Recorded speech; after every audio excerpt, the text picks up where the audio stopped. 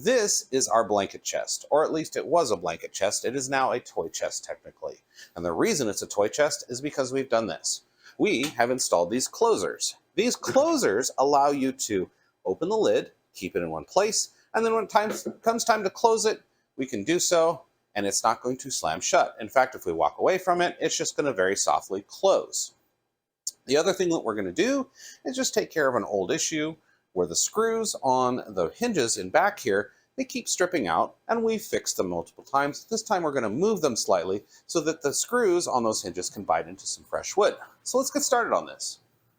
Okay, so the first order of business is to remove these hinges. Now, the eagle-eyed among you have probably already noticed that the lid is already been taken off, and that was intentional.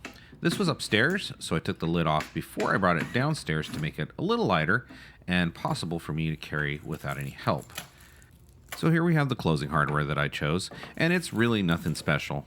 Amazon find, I'll leave a link in the description if you're interested in one of these for yourselves.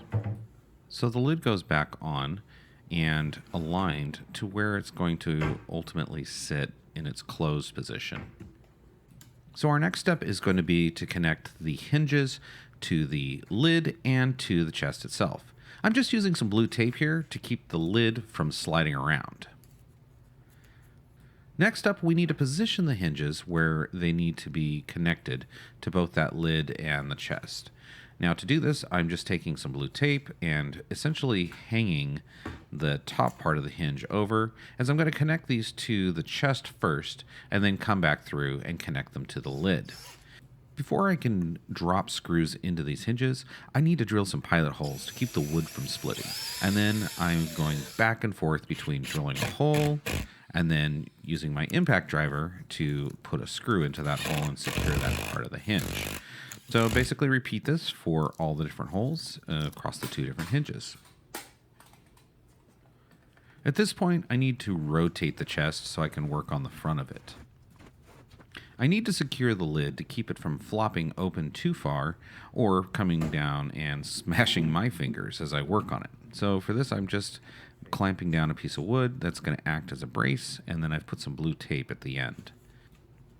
Next, we need to install the hardware for the closers. This starts with putting some very strategically placed holes for the hardware to mount to.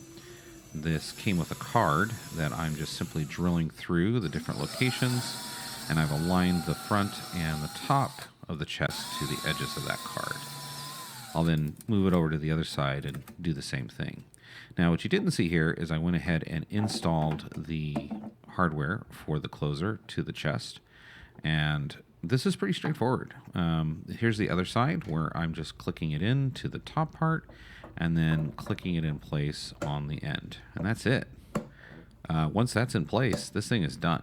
It's really that easy, and you can see how this works. It kind of breaks the shaft into two parts and then slowly draws it closed. No more hurt fingers. And that's all there was to it. The blanket chest is back upstairs, the blankets are back in it, and now if the kids decide to climb into it or play with it or, take it as their own toy box someday, which they probably will, it's fine. It won't hurt their fingers, at least not unless they try really hard. In any case, I hope you found that fascinating. I know I did. If you'd like to see more content like this, go ahead and click this video right here and consider subscribe to the channel. Take care and stay fascinated with what's possible.